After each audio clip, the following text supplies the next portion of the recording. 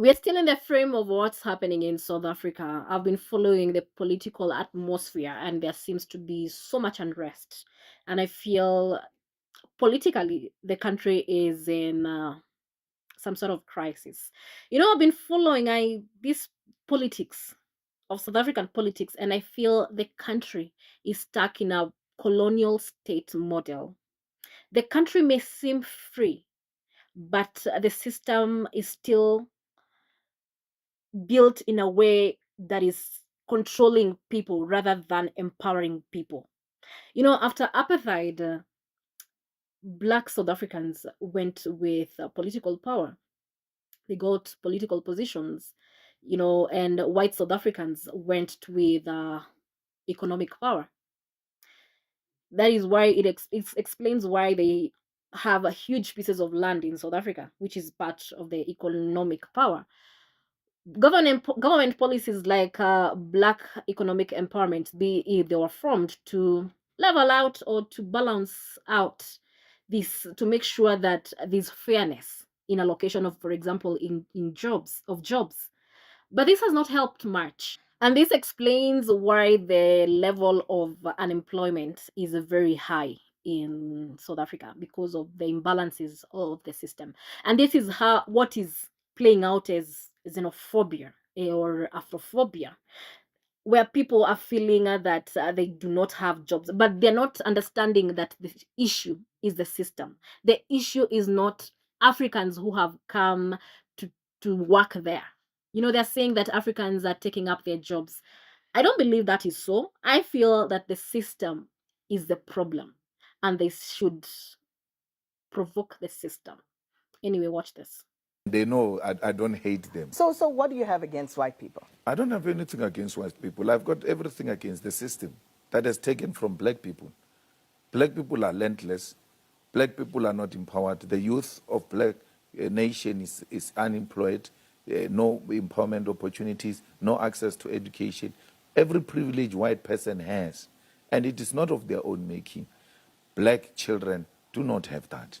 And when I speak about that, because they are the ones who have those privileges, they now concoct a message to create a negative narrative about my messaging, that we need to share the wealth of the country.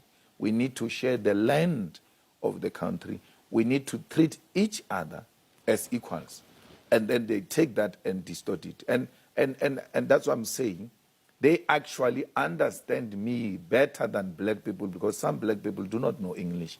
My message is always communicated in English. But a person takes a decision to say, it doesn't matter what he says, I'm going to distort him, because his message must never penetrate and find its way amongst the people. So if you are used to having 10, and I say to you, let's share, it means you're going to have less 5. And they are refusing to have less 5. Even when 5 they're remaining with, it's enough for them. They are refusing.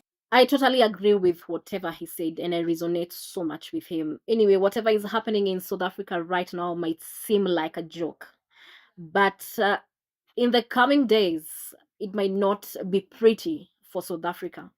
Countries have threatened sanctions. They are countries that they have revoked, for example, Ghana revoked licenses for South African companies working in their country. This might seem simple on the surface, but in the long run, this will hit the economy of South Africa in the coming days. Sanctions might fly right, left, and center in coming days. And the last time I remember, the last time South Africa was not in the good books of Trump. It might not look pretty in future. They should ask people from Zimbabwe. Zimbabwe got sanctioned, and it has never been the same. So the run that we have now, if they receive sanctions from, for example, from superpowers, oh, the rand will look like a total joke. Anyway, I'd love to read what you have to say about this. And one thing that I'm actually looking forward is to see how, this xenophobic group said that they have given Africans up to 30th June. I'm waiting to see, and I'm sure the world is waiting to see.